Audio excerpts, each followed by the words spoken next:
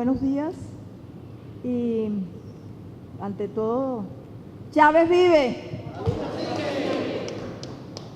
Muchas gracias por permitirme compartir un poco lo que hoy voy a conversar, que no es más que lo que ha sido mi experiencia desde que el comandante Chávez asumió el poder en el año 1999. En ese momento tuve la oportunidad y la responsabilidad también de empezar a compartir desde el Ministerio de Educación, con el doctor Navarro, empezar a compartir el trabajo por la educación. La profesora Medina señaló algo sumamente importante al inicio de su exposición, y ella decía: la educación no está aislada del Estado, no podemos verla aislada del Estado. La educación, tenemos que recalcarlo permanentemente, es un espacio político, es política. La educación no es neutra, la educación es política. Y como la educación es política, el deber de todo Estado es precisamente orientar la educación. ¿Y cómo lo orienta? La orienta por medio o a través de políticas que tienen que ser explícitas, que tienen que ser compartidas por todos, conocidas por todos, discutidas por todos y luego, en la práctica, reconstruidas por todos. Por eso, desde el primer momento en que iniciamos el trabajo desde el Ministerio, nos preocupamos porque realmente hubiesen políticas explícitas, porque desde el año 1977, los que estábamos estudiando ese proceso en Venezuela, éramos unos críticos en cuanto por qué las políticas no eran explícitas. Las políticas eran implícitas. El último documento que conocimos fue en el año 1977. De ahí en adelante no conocimos más ningún documento, pero sabíamos que habían políticas implícitas y que la política implícita más importante de esos gobiernos era precisamente la privatización de la educación en todos sus niveles y modalidades. Esa era la política. No se decía, y se enmascaraba con una palabrita que era la modernización. Entonces, con esa palabra se enmascaraba el que realmente la política implícita era la privatización de la educación. ¿Cuáles fueron entonces los elementos que permitieron? Voy a tratar de hablar muy rápidamente para cubrir el tiempo. ¿Cuál es el contexto político en el cual se inscriben las primeras políticas? Y que son las políticas, ¿cuáles son, cuál es el contexto político en el cual se inscribieron esas políticas y que realmente han sido enriquecidas durante todo este proceso con la participación de todos, con la participación del pueblo, con la participación de las comunidades educativas, etcétera? En primer lugar, las elecciones libres que se dieron en aquel momento, en el año 1999, que lógicamente gana el poder el presidente Hugo Chávez. En ese momento, el presidente Hugo Chávez, cuando toma el poder, lo primero que dice y señala es que su preocupación va a ser el desarrollo social, que para él el desarrollo social era mucho más importante que el desarrollo económico, sin señalar que no iba a haber desarrollo económico, pero que él consideraba que nosotros habíamos tenido un crecimiento económico y que sin embargo no teníamos desarrollo social. Por lo tanto, su preocupación fundamental en aquel momento, y así lo señaló, era la inclusión social. Esa fue su preocupación desde el primer momento, la inclusión de todos y todas en una educación de calidad. Y no solamente en educación, sino la inclusión de todos y todos en todos los espacios en los cuales la sociedad venezolana, el pueblo venezolano tenía que participar. Luego sabemos que hubo un proceso constituyente, una nueva constitución que estaba fundamentada en el ideario bolivariano, que está fundamentada en el ideario bolivariano, y la refundación del Estado. Luego se escribió y dio a conocer, etcétera, el plan 2000-2007, que tenía 7 equilibrios, y en el equilibrio social estaba incluida la educación. Y allí se señaló que la educación implicaba dentro de ese equilibrio social expansión, inclusión, calidad, pertinencia y formación integral. Y aquí yo quiero hacer una acotación muy importante con respecto a esto de la formación integral y la calidad, porque cuando hablamos de calidad nos olvidamos que realmente calidad es eso, es formación integral. No es solamente formación científica, es formación política, es formación ética, es formación cultural, es formación social, es formación histórica. Y entonces es esa formación integral lo que realmente va a permitir que la educación sea de calidad, no solamente formación de conocimientos científicos. Las bases políticas educativas. ¿Quién está pasando eso? ¿Hay alguien? Ah, ok, gracias. Las bases políticas de la educación. La rehabilitación del papel del Estado como impulsor de las transformaciones. Fíjense ustedes que en la década del 80 y del 90, el Estado había perdido su papel rector en la educación. El Estado estaba entregando, ese papel lo estaba entregando a la propiedad privada. De tal manera que uno de los elementos fundamentales que tenemos que recordar y fortalecer es precisamente que a través de la Constitución y posteriormente a través de la Ley Orgánica de Educación de 2009 se rehabilita el poder del Estado para dirigir la educación, para dirigir la sociedad. Y lógicamente, por eso que fue tan criticada por la oposición, la Ley Orgánica de Educación, opuesta a lo que allí se señala muy claramente como el Estado docente. El Estado tiene lógicamente el papel de orientar la educación en todos sus niveles y modalidades, y tiene la responsabilidad de velar porque lo que el Estado desde el punto de vista político señala se cumpla en la educación. De lo contrario no se está haciendo nada. El eje central de las transformaciones fue la refundación ética y moral de la nación venezolana, y todavía estamos en eso, lógicamente. Esa refundación ética y moral de la sociedad venezolana la estamos construyendo, pero nos ha costado mucho. ¿Por qué? Porque habíamos interiorizado todo lo que era la ética del capitalismo, los valores del capitalismo, y habíamos perdido los valores más importantes, algunos de los valores importantes que nosotros, por los cuales nosotros nos distinguíamos como venezolanos.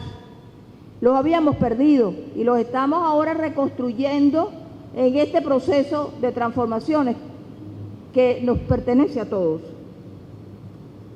Luego hay un elemento sumamente importante que no debemos dejar de lado, y es el uso estratégico del petróleo, el uso estratégico de los ingresos que nos provienen del petróleo para poder avanzar en las transformaciones sociales, porque precisamente son los ingresos que provienen del petróleo lo que nos han permitido a nosotros poder financiar las misiones, poder financiar todo lo que hemos hecho en el desarrollo social.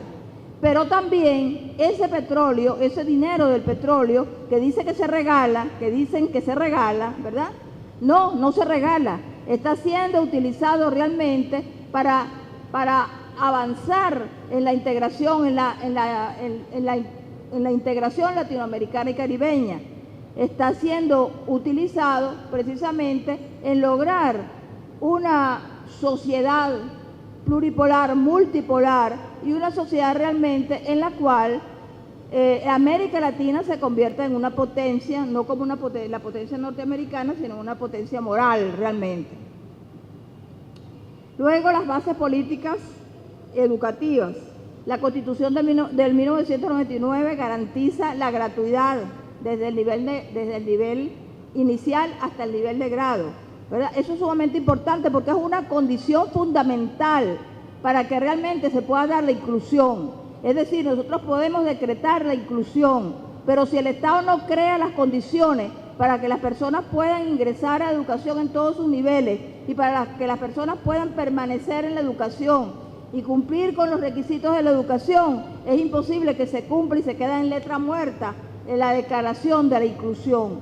Por lo tanto, el hecho de que la educación sea gratuita hasta el nivel de grado universitario es un elemento de una condición sumamente importante para lograr la inclusión.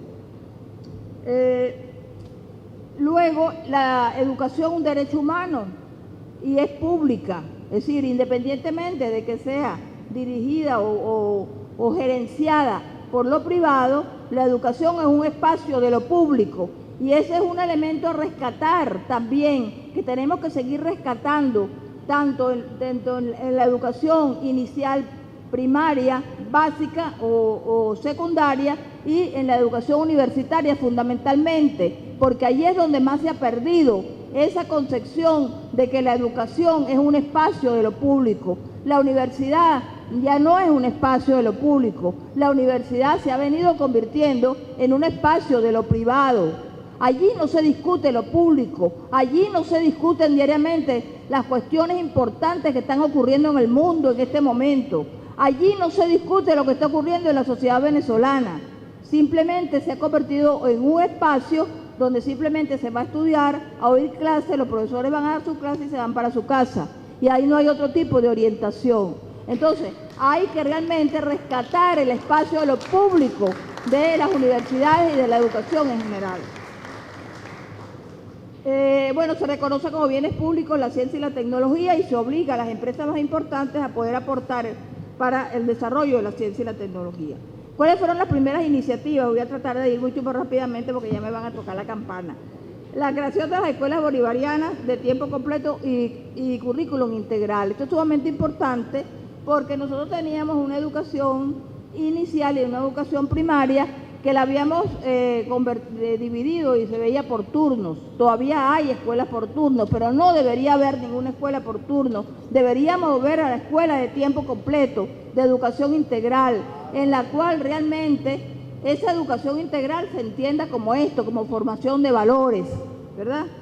La creación de los simoncitos, educación inicial pública. Acuérdense ustedes que todo lo que se llamaba antes kindergarten estaba en manos de la propiedad privada, no había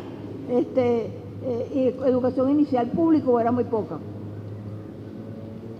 Los liceos bolivarianos, la democratización de los servicios estudiantiles, comedores, transporte, libros, bibliotecas, becas, uniformes, etcétera. Y la formación de maestros y maestras y las mejores salariales para los maestros y maestros. Todo lo que fue la discusión de las primeras propuestas sobre la ley de educación, que lógicamente en aquel primer momento no tuvo salida satisfactoria, ¿verdad?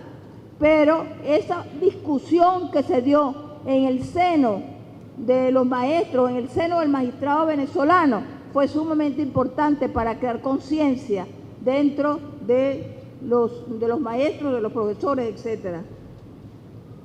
Luego, las misiones sociales. La misión Robinson, lo primero, eliminación del analfabetismo, ¿verdad? La misión Robinson 2, lograr hasta el 6º grado. La misión Rivas, la educación secundaria. Y la misión Volvancara, la educación en el trabajo.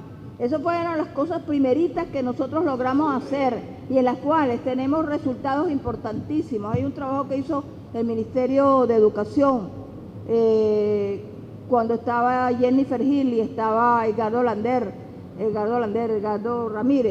en los dos ministerios, sacaron un folleto donde están todas las cifras de lo logrado hasta ese momento en educación y en educación universitaria. Luego las primeras iniciativas en la educación superior, ¿cuáles fueron? Todavía se llamaba educación superior, afortunadamente a partir de la LOE se llama educación universitaria. Los principios básicos para esa educación fueron calidad, inclusión y pertinencia igualmente. En el año 2000, el diseño de políticas públicas debatidas con todas las comunidades. Recuerdo que nos dimos a la tarea de elaborar esas políticas y además debatirlas con todas las comunidades universitarias, de los institutos y colegios universitarios y de las universidades, y tomar en cuenta todas las sugerencias que ellos hicieron para mejorar lo que nosotros habíamos planteado inicialmente. En el año 2000 y 2003, el desarrollo del proyecto de las redes académicas regionales de educación superior. Esas redes académicas, ¿qué pensamos nosotros hacer? Pensamos realmente, y lo logramos en parte porque creamos 8 redes académicas en todo el país, que hubiese una articulación entre las instituciones de educación superior de las regiones, los gobiernos regionales, gobernadores, alcaldes, los Fundacite y el poder popular, que todavía no hablamos de poder popular, sino hablamos era de comunidades organizadas, ¿verdad? Entonces la idea era realmente que hubiese una articulación entre todos esos elementos, estos entes regionales, para que la educación universitaria, la educación superior, pudiese contribuir al desarrollo de los planes regionales que tuviesen los gobernadores y alcaldes. Y creamos 8 redes en todo el país. Y esas redes fueron tan importantes porque realmente lo que pensamos después es que ellas sirvieran de base para poder discutir todos los problemas de la educación universitaria a través de esas redes regionales. No solamente que ellos trabajaran con los alcaldes y los gobernadores, sino que también discutieran sus propios problemas. Y en las primeras reuniones que hicimos nos dimos cuenta que las universidades y las instituciones de educación superior no se conocían entre sí, que estaban repitiendo proyectos y que no sabían que estaban realizando los mismos proyectos. Por lo tanto, no había relaciones ni articulaciones entre ellas. Entonces, la idea era que realmente se convirtieran en la base para esas discusiones a nivel regional. Y que el elemento más importante que empezaran a discutir era la admisión, porque lógicamente todavía había demasiada resistencia para la admisión. Los avances en calidad, pertinencia, expansión, inclusión. La creación de 4 universidades primero, ¿verdad? Luego 4 institutos universitarios de tecnología. Esos 4 institutos universitarios, lo importante de ellos realmente es que están ubicados en regiones. Ese es un instituto universitario en Mantecal, en el estado Apure, en Mantecal. ¿Quién se iba a pensar que podía haber un instituto tecnológico en Mantecal, verdad? Y entonces, esos institutos tecnológicos los trabajamos con ellos, pasamos días completos en esas comunidades, trabajando con los profesores que iban a formar parte de esos institutos, para realmente crear diseños curriculares que salieran de los diseños curriculares que se conocían hasta el momento, que nosotros practicamos hasta el momento. Por lo tanto, una relación directa con las comunidades, un trabajo directo con las comunidades, un trabajo directo con el sector productivo, la articulación entre las 3 funciones universitarias, la importancia del proyecto como centro de la formación, como centro del aprendizaje. Luego, la creación de la Universidad Bolivariana en el año 2003. Ese fue quizá el salto más importante que hubo en este proceso, ¿verdad? Porque la Universidad Bolivariana en su proyecto rector rompe con todo lo que fue hasta ese momento la educación tradicional en Venezuela, la educación universitaria tradicional en Venezuela. La Universidad Bolivariana en su proyecto rector señala realmente cuáles son las transformaciones cualitativas que habría que dar en la universidad. Es un proyecto que rompe totalmente con una visión positivista de la educación, que es la que priva fundamentalmente en la mayoría de las universidades. La misión Sucre, que rompe también, igual que la Universidad Bolivariana, y que permite la inclusión a través de la estrategia de la municipalización. La Universidad Latinoamericana del Deporte, que ahora tiene otro nombre, la Escuela Latinoamericana de Medicina, y la construcción de más de 100 aldeas universitarias. La misión Alma Mater, que me tocó también, afortunadamente tuve la responsabilidad de trabajar en la misión Alma Mater. Y la misión Alma Mater, muy rápidamente les digo, Lo que hace la misión Alma Mater es realmente tomar todo lo que se había hecho desde el año 2000 hasta el año 2006 en educación universitaria y superior y realmente resignificarlo, ponerlo en el momento, ¿verdad? Actualizarlo y entonces repensar cuál debe ser el papel de las universidades y pensar en las universidades politécnicas territoriales, porque cuál debe ser el papel de las universidades en cada uno de los territorios donde esas universidades están enclavadas, de tal manera que esas universidades puedan trabajar con diseños curriculares distintos, que fue realmente un diseño curricular que está fundamentado en muchas de sus partes en lo que fue el diseño curricular de la Universidad Bolivariana en sus inicios, no el de ahora, sino en sus inicios, y que realmente las universidades politécnicas territoriales tengan la responsabilidad de contribuir a la refundación del Estado en cada uno de los territorios donde están enclavadas y contribuir con la transformación de ese Estado desde el punto de vista no solamente educativo, sino desde el punto de vista político, de tal manera que ellas están en su deber social es precisamente contribuir a la formación, a la configuración, no es la palabra, es a la, no me acuerdo cuál es la palabra, pero que crear el poder popular. No lo crean ellas, digamos, le da fortaleza al poder popular. Ya voy a quitar todo esto. Sobre Alma Mater no vamos a decir más nada porque no nos da tiempo. Hasta el año 2010 que habíamos logrado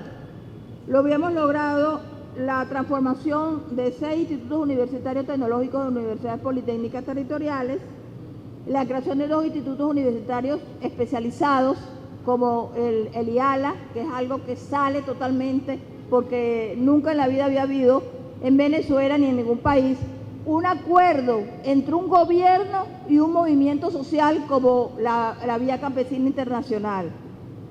Entonces, el IALA, que está ubicado en Barinas, es el resultado de ese acuerdo del presidente Chávez con esos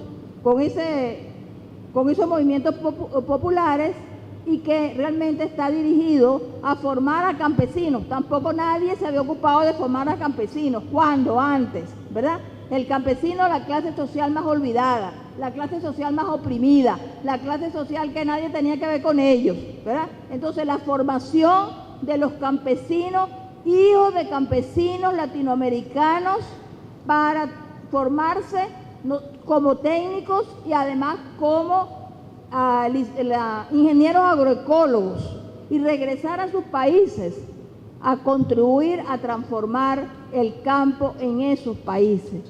Eso es el IALA, nadie lo conoce, está olvidado, nadie habla de él, pero es un instituto importantísimo, no solamente para Venezuela, sino para América Latina y para el ALBA.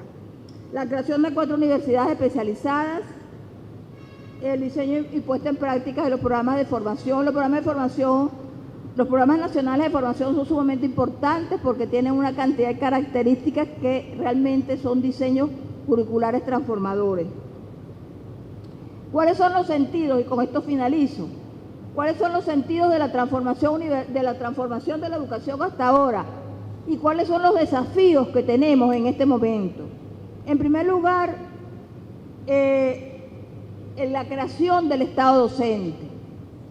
Eso es realmente uno de los sentidos de la direccionalidad de las transformaciones en la educación venezolana y que tiene que ver realmente con las transformaciones sociales, porque es el Estado realmente el que tiene que dirigir, orientar las transformaciones que a través de la educación se pueden ayudar a realizar.